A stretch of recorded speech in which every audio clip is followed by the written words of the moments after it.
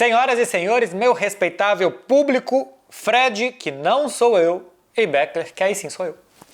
Explicam de hoje vai falar para vocês de Olimpíadas, Jogos Olímpicos, mais especificamente sobre o futebol masculino nos Jogos Olímpicos. E a pergunta é basicamente se ele serve ou não, se é um torneio importante ou não para as seleções, para os jogadores, porque, Fred, não é um torneio FIFA. Os clubes não precisam, em teoria, liberar os jogadores. É a única modalidade das Olimpíadas que existe uma restrição de idade, são sub-23, né, com 3 jogadores podendo extrapolar essa idade. Então tem um debate se é um torneio válido, se é um torneio oficial, se é um torneio reconhecível depois na hora de contar títulos ou não. E pro sentimento também, né? Se só no Brasil, porque a gente não tinha, a gente valoriza ou não. Pois é, cara, assim, é um torneio que vive numa linha tênue entre ser um torneio profissional e um torneio de base, né? Se você olhar para a importância histórica e para a importância atual, inclusive, né? Até 1984, jogadores profissionais sequer poderiam ser inscritos e disputar o torneio. Hoje em dia é mais comum você ver as principais seleções não levando os principais jogadores, mesmo na faixa de exceção, né, na faixa acima dos 23 anos. A Argentina agora vai sem Messi ou Di Maria, a Espanha vai sem o Lamine Yamal e o Nico, que poderiam entrar na faixa do sub-23. A França vai sem o Mbappé, por conta do Real Madrid não querer liberar, né, o novo clube do Mbappé. Enfim, são várias questões, várias perspectivas que nos levam a perguntar e talvez responder. O torneio é realmente importante? Uma vinheta olímpica.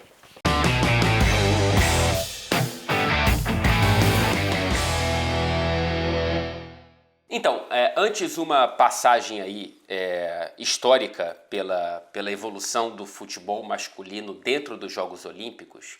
Repetindo, até 84 só podiam disputar atletas considerados amadores, o que foi muito bom para o bloco soviético, porque naquela época o futebol na região não era considerado tecnicamente profissional. A partir de 88 eles poderiam sim ser atletas profissionais, só que nunca com uma Copa do Mundo no currículo. Então, jogadores profissionais com Copa do Mundo não poderiam ser inscritos pelas respectivas seleções nos Jogos Olímpicos. E a partir de 92 vem o formato que a gente conhece até hoje, Beckler, jogadores sub-23 com 3 vagas acima dessa idade. E alguém pode perguntar, mas por que isso acontece? No basquete, os jogadores da NBA podem disputar. Bom, por um tempo também não puderam, né? Depois, a partir de 88, também foi possível que eles disputassem. E no vôlei, todos os jogadores podem, sem limite de idade e tal. Acontece que existe uma disputa entre o Comitê Olímpico Internacional e a FIFA tem medo de que as Olimpíadas se tornem um torneio muito importante e que tomem o espaço da Copa do Mundo, que se torne um torneio mais interessante para as marcas, para os patrocinadores, para as televisões, que a Copa do Mundo, e que a Copa do Mundo perca valor.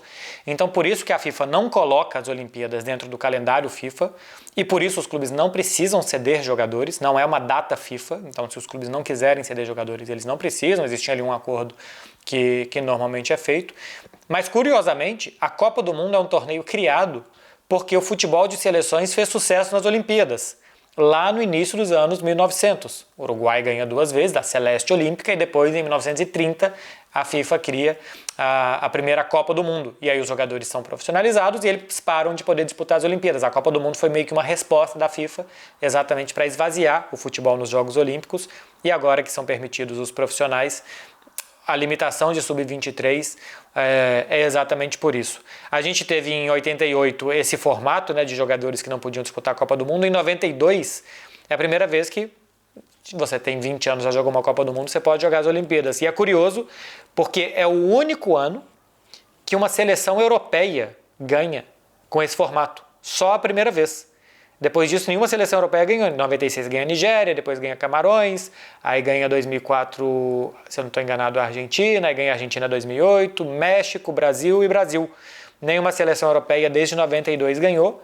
E a gente teve, durante a história, alguns campeões ilustres que depois tiveram que ver qual que era a relação deles com as Olimpíadas, Fred.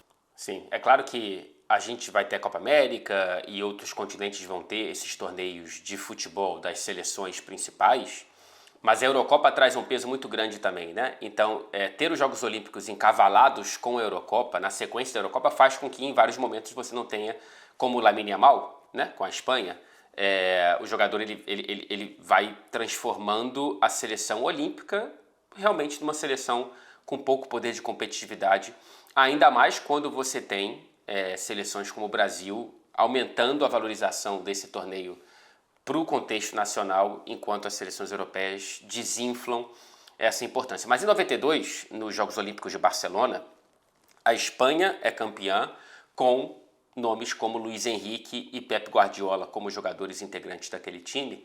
E o Luís Henrique, que até há pouco tempo treinava o Mbappé no PSG, num contexto pré-liberação ou não do PSG, se ele ficasse no clube francês para os Jogos Olímpicos, ele respondeu lembrando da própria conquista como jogador, né?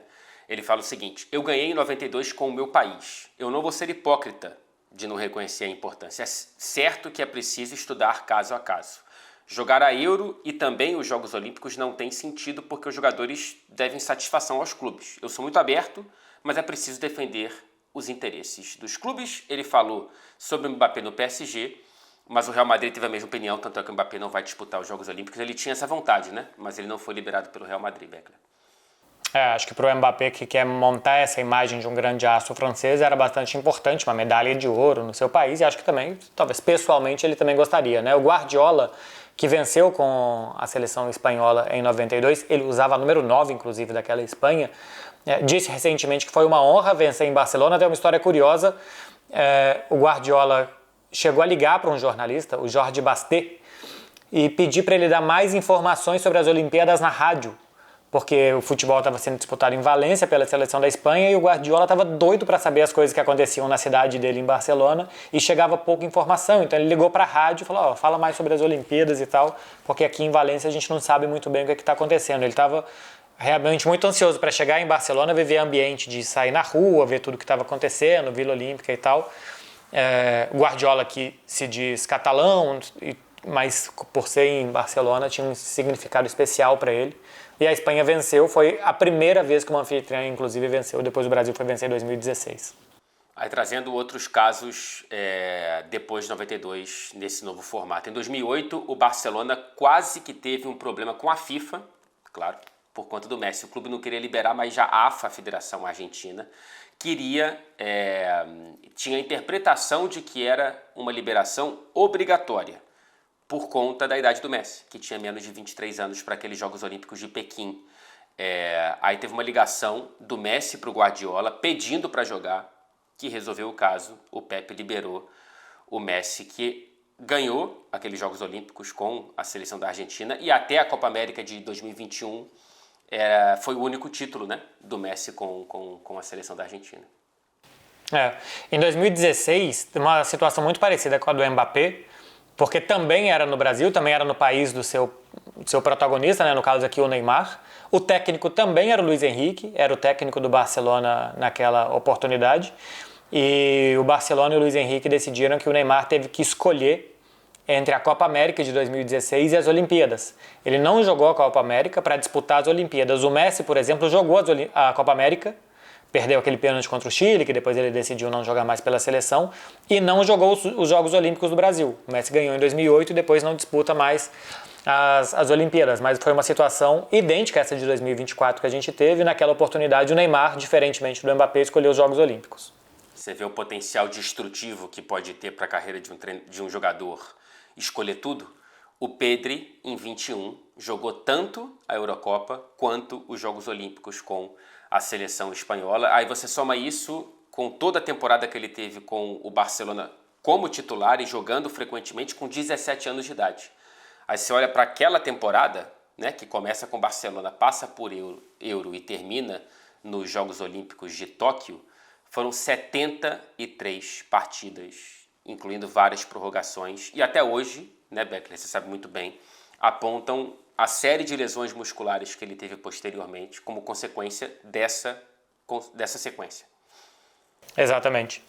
Por conta essas lesões mal cicatrizadas, mal curadas, porque era um corpo em desenvolvimento ali, teria gerado que fosse hoje um organismo frágil para lesões e que não aguentasse o tranco de um atleta profissional. Tanto que a Espanha muda sua postura para esse ano, agora de 2024. As convocatórias tiveram que escolher se os jogadores disputariam a Euro ou os Jogos Olímpicos. Por exemplo, Nico e Lamine, que têm idade olímpica, um tem 22 e o outro tem 17 anos, jogaram a Euro e não vão para os Jogos Olímpicos. E por outro lado, Pau Cubarsí, de 17 anos do Barcelona, estava na pré-lista da Euro e saiu para jogar as Olimpíadas. Quem coincidiu os dois torneios foi o Firmín Lopes, do Barcelona, e o Alex Baena, do Villarreal, porque jogaram pouco. Na Euro praticamente só jogaram a primeira fase, entraram sempre no banco de reservas, então estão mais descansados para poder jogar as Olimpíadas. Se a gente for pegar, Fred, pela história, a gente tem aqui jogadores que escolheram um, que escolheram outro, que tiveram que escolher um torneio, que o clube não liberou, todo esse tipo de coisa. E aqui entra a pergunta do programa, né? Se é um torneio importante ou não. Por exemplo, o Cristiano Ronaldo nunca jogou as Olimpíadas. Isso fez alguma diferença na carreira dele? O Messi, se não tivesse vencido tudo com a Argentina depois de 2021, a gente diria o Messi não tem nenhum título pela seleção, sendo que ele tinha as Olimpíadas. O Neymar, que ganhou em 2016 as Olimpíadas e nunca ganhou uma Copa América. Então o Neymar seria maior para a seleção se tivesse ganhado uma Copa América ou tendo ganhado a primeira Olimpíadas que o Brasil venceu. Acho que esse tipo de pergunta talvez ajude a definir se é um torneio, no final das contas, relevante ou não, né? A relevância é muito particular. Eu acho até engraçado, né, que a gente tenha, em algum momento, tenha falado, ganhamos tudo, mas falta isso. E aí tornou-se uma obsessão a ponto de cada eliminação olímpica no futebol masculino ser tratada como tragédia, como vexame, como vergonha nacional. E, cara, um monte de moleque ali tentando jogar bola. Assim, eu sinto que os Jogos Olímpicos são grandes o suficiente para não precisarem do futebol, e o futebol é grande o suficiente para não precisar dos Jogos Olímpicos. Eu não entendo por que transformar o futebol nos Jogos Olímpicos como algo similar a uma Copa do Mundo. Cara, era para ser a Copa São Paulo de juniores, assim, sacou? Com exceção do Lamine Yamal da vida, que vai ter 17 anos e já vai estar brilhando pela seleção principal, os outros vão ter espaço ali para brilhar e vai ter gente assistindo. E não vai ter tanta gente assistindo se você tivesse o Messi, é claro, mas você não precisa, porque acabou de ter Copa América, acabou de ter Euro, daqui a pouco vai ter Copa do Mundo. Então, me parece uma obsessão um pouco estranha, assim. Acho a valorização dos Jogos Olímpicos como um torneio principal algo estranho. Não me desce. Por isso, para essas perguntas que você acabou de fazer, eu acho que não faz nenhuma diferença para a carreira do Cristiano Ronaldo. Eu acho que seria ruim para o Messi ter como único título com a Argentina os Jogos Olímpicos de 2008. Acho que foi importante ele ter vencido o que ele venceu depois de 21. E acho que a escolha do Neymar foi muito mais nessa neura nacional de que precisamos ganhar os Jogos Olímpicos pela primeira vez na história do que talvez, se não tivesse isso, possivelmente ele teria feito a opção de ir para a Copa América, né? Então, sei lá, eu não consigo dar essa importância toda. Eu também acho que é bem isso, assim, a importância pessoal é o que vai dizer se cada um quer jogar ou não. Pô, em 2008 o Messi já tinha sido terceiro melhor do mundo, acho que em 2008 ele foi o segundo melhor do mundo. O Barcelona, por exemplo, precisava dele porque o Barça tinha terminado o Campeonato Espanhol em terceiro e ia jogar uma pré-Champions.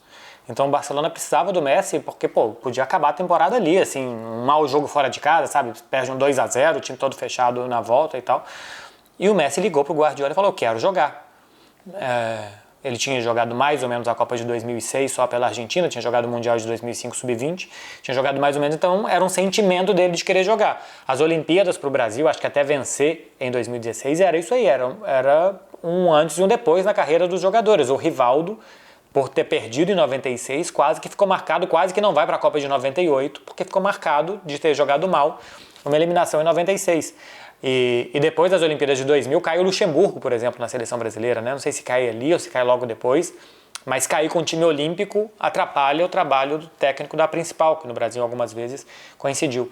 Então a importância dos Jogos Olímpicos é de cada país e tal. Eu só não acho realmente que para a comunidade do futebol, no geral, também que isso faça diferença na carreira dos jogadores. Não acho que quando a gente for ver tudo que o cara ganhou, pô, mas não ganhou tal torneio e ganhou uma Olimpíada, não é isso que vai fazer um cara maior ou não. O Brasil ficar muito tempo sem ganhar a Copa América e conquistar com uma geração de jogadores ali, tudo bem, como foi a Argentina em 2021, nem digo a Argentina campeão do mundo depois, mas aquela Copa América para a Argentina fez diferença, uma Euro para Portugal faz muito mais diferença do que se tivesse vencido uns Jogos Olímpicos, então não acho que as Olimpíadas façam ninguém maior, e é por isso, cara, tipo, no atletismo, tem Mundial de Atletismo, a grande comunidade, tirando a bolha do atletismo, a grande comunidade do mundo mundial, que não se liga tanto em todos os esportes o tempo inteiro, vai ver os grandes atletas do salto, da corrida, dos arremessos nas Olimpíadas. Então as Olimpíadas são muito importantes por isso. A natação é a mesma coisa, o judô, a ginástica, o triatlo. Os Jogos Olímpicos são importantes para essas modalidades. Para o futebol, não. O futebol já tem a Copa do Mundo, já tem a Euro, já tem os torneios de clubes, coisas que os outros esportes individuais não têm. Então, as Olimpíadas realmente não precisam do futebol. Acho que nem deveria estar ali. Mas se não tivesse, também poderia ser estranho. Porque, pô, o futebol é bom o suficiente para só ele não participar e tal. Então, também seria estranho se não tivesse. E não é relevante estando, porque tem outras competições de futebol que são muito mais importantes. Então, ganhar é muito melhor do que perder. É muito melhor estar e vencer do que não estar ou perder, mas eu também não acho que seja um torneio super relevante na carreira de um jogador, na história de uma seleção. Pessoalmente, sim. Pessoalmente, deve ser um grande motivo de orgulho você ter representado o seu país e sair com uma medalha de ouro. Mas como relevância de carreira ou de grandeza para uma seleção, eu não vejo. Eu lembrei aqui de um nome, o Julián Álvares, cara. Ele tá com a seleção olímpica argentina para os Jogos Olímpicos. Ele disputou a Copa América e ele fez uma temporada completa com o Manchester City, que ele jogou até mais do que, entre aspas, deveria, por conta da lesão do De Bruyne e do Haaland, né? 68 jogos que ele tem na temporada pré-Olimpíadas. Vamos ver quanto que ele termina e tomara que não seja um Pedri 2.0. Ele está com 24 anos, né, com o corpo mais formado, etc e tal, mas de qualquer forma pode ser até a escolha dele, tá? Eu imagino que seja porque senão o City não liberaria. Mas é um risco, cara. É um risco, um cara, enfim, acima de 23 anos, já está com 24, e tendo que jogar Jogos Olímpicos depois de chegar à final e ganhar a Copa América, né? Então não foi nem eliminado mais cedo para fazer menos jogos. Eu acho que o caso do Julián Álvares tanto pode ser pessoal, que ele adora o seu país e tal, e quer ganhar, tudo bem, é motivação pessoal de cada um, e também pode ser porque ele está tentando ganhar todos os títulos possíveis do planeta, né? Pode ser. Então, ele está tentando ganhar tudo que é possível vencer, então também pode ser uma marca pessoal, simplesmente não por ser os Jogos Olímpicos, mas por ser uma marca pessoal, cada um vai ter a sua motivação. Ou seja, daqui a uns 10 anos, Julián Álvares no Atlético Goianiense é uma possibilidade. Exatamente, jogando o campeonato goiano contra o craque, tentando conquistar um super estadual aí, e por que não uma Série B? Tem que ver se ele vai dar a sorte do Atlético Goianiense estar na Série B ou não, sorte para ele, azar para o Atlético Goianiense, mas pode ser uma boa contratação para o nosso Dragão. Vamos para o Out of Context olímpico.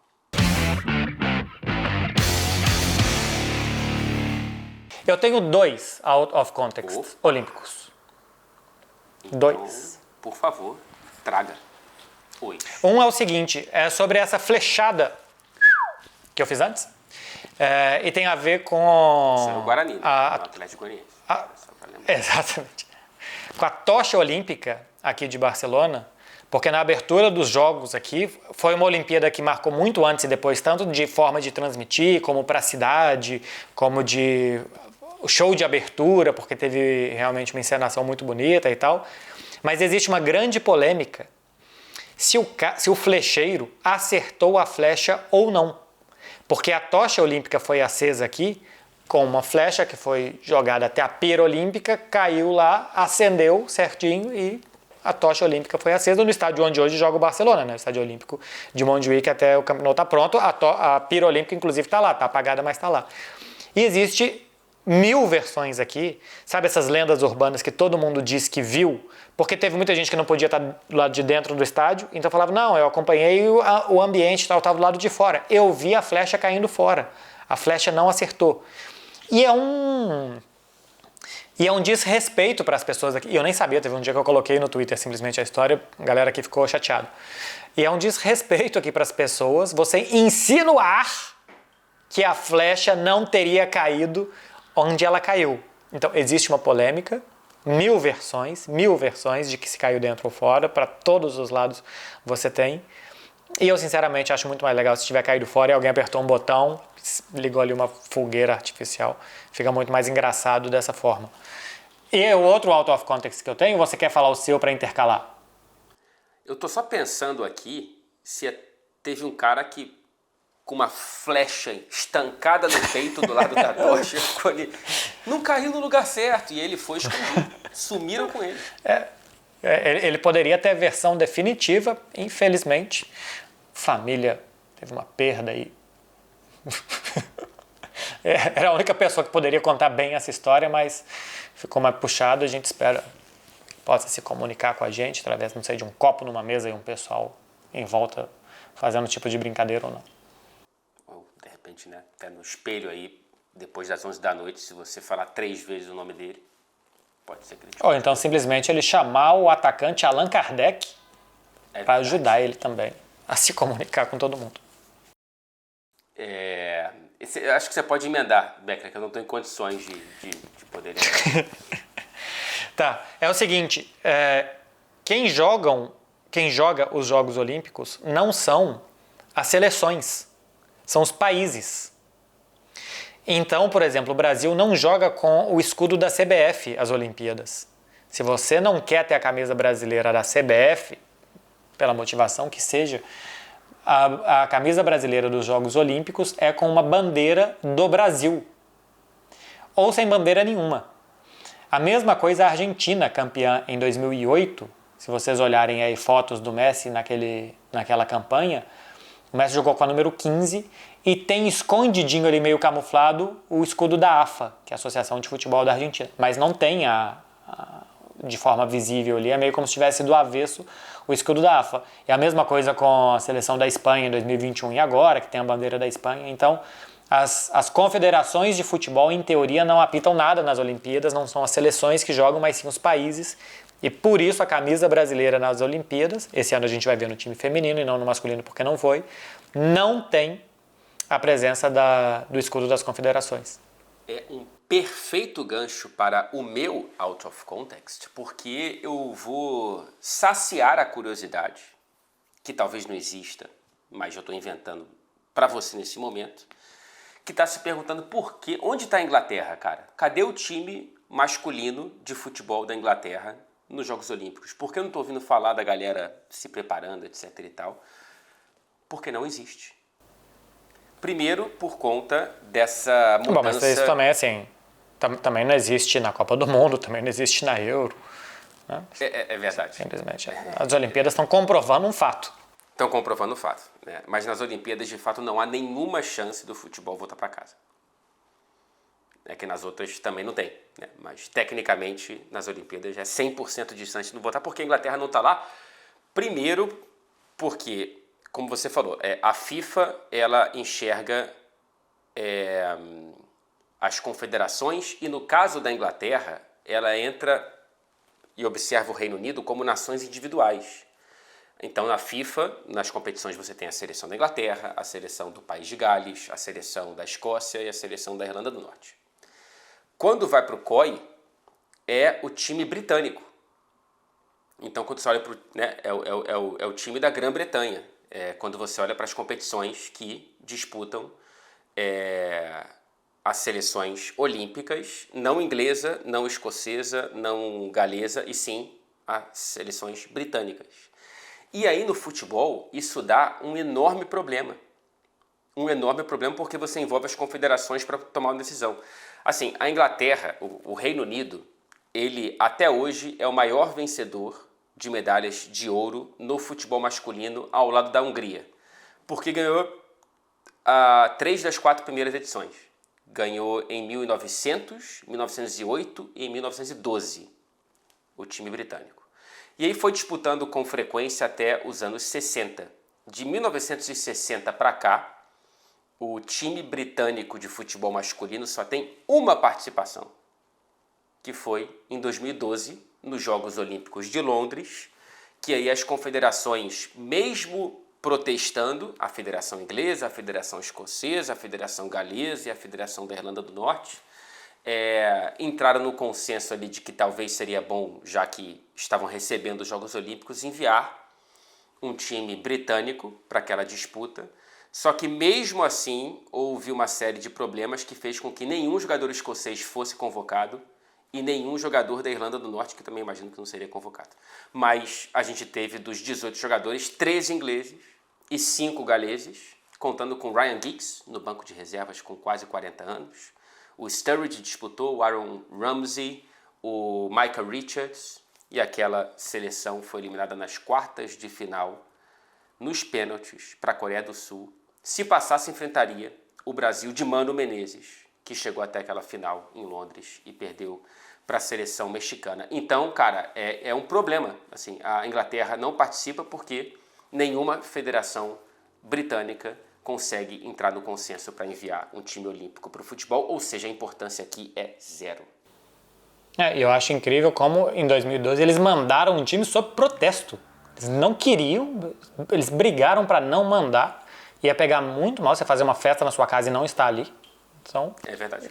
Basicamente, a contragosto. O nosso editor achar uma foto daquele time com alguém sorrindo. Eu procurei, não tem. Tá todo mundo meio puto de estar ali. Eu quero ver o uniforme. Deixa horroroso, eu ver. Horroroso. É muito feio mesmo, assim. É muito feio mesmo. O feminino é diferente, tá? O feminino é diferente, não o uniforme, mas o caso. Né? O feminino valoriza, não tá nessa porque não conseguiu se classificar, mas participou em 12 e em 2020. Pô, você acha feio? Eu achei horroroso. Você gostou? Tem um quê de Copa de 94 nisso aqui, hein? Será, cara? Será que isso vai me convencer?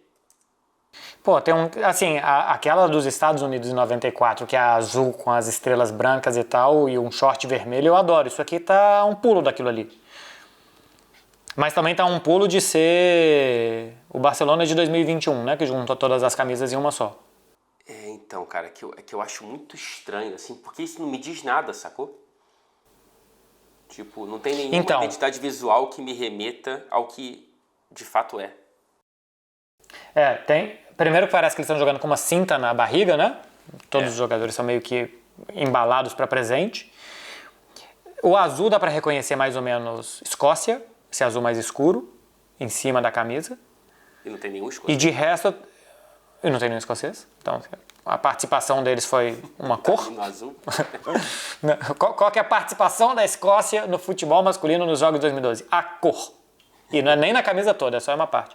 Mas de resto é difícil de buscar. Se tivesse sido uma camisa toda raiada de branco, de vermelho com fundo azul, também teria sido legal. Poderia ter feito uma participação melhor do que essa aí, porque parece um time da Master League do PES 2013.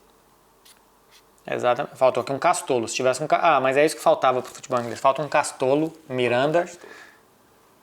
E esse time poderia ter ido muito mais longe do que foi, perdendo para a Coreia do Sul. Tô aqui na 7ª foto, jogadores cabisbaixos, tristes e com as mãos na cabeça, se perguntando o que é que eu tô fazendo aqui. Como é que eu vou explicar em casa? Quadro de medalhas, quer dizer, resumo. Para resumir, Fred Caldeira, esse programa olímpico de hoje, para a gente fechar aqui com a medalha de ouro. Os Jogos Olímpicos podem ser importantes, na minha opinião, para cada um dá a importância que quiser, mas a carreira de um jogador não se torna maior no futebol por ter vencido uma Olimpíada. Isso eles conquistam nos clubes e nos outros torneios e seleções, porque o futebol não é a melhor coisa que as Olimpíadas têm para oferecer. Pois é. Acho muito tranquilo deixar que a valorização seja para cada contexto, né? Entendo que em algum momento foi importante para o Brasil, mas eu achei aquilo uma histeria absolutamente exagerada. Ainda bem que a gente conquistou, né? Porque imagina, nesse momento em que a gente não ganha mais nada, nem Copa América, os Jogos Olímpicos virariam também, mais uma vez, um negócio, cara, a gente nunca conquistou, agora mesmo que a gente precisa muito desse título. Enfim, mas nem isso a gente conseguiu ter a chance de conquistar, porque a classificação não veio para os Jogos Olímpicos de Paris no futebol masculino. Mas é isso, cara. Assim, a Copa do Mundo de todos os esportes praticamente está nos Jogos Olímpicos. A do futebol não está. E os Jogos Olímpicos não precisam do futebol. E o futebol não precisa de tanta valorização nos Jogos Olímpicos. Então que seja um torneio bacana para você ver a molecada, né? Para daqui a pouco você ver um cara que você possa contratar no seu FM, no Save de 2025. Exatamente. Então, assim como a Copa do Mundo não precisa das Olimpíadas e as Olimpíadas não precisam da Copa do Mundo, vocês não precisam mais assistir esse programa sem deixar o like. Então deixa aí o like, Exato. Conquiste a sua medalha e depois vai comemorar com seus amigos. Fred Caldeira, semana que vem a gente volta. Show! Só para saber, a gente vai manter a sequência de 100% de aproveitamento nesse programa? Ah, sim. A gente continua com a meta que esse programa tem, que é de sempre chegar ao final quando ele termina. Perfeito. Então, que venha mais uma vitória. Por isso, ganhamos a medalha de ouro no programa de hoje. Um abraço, Marcelo Beckler.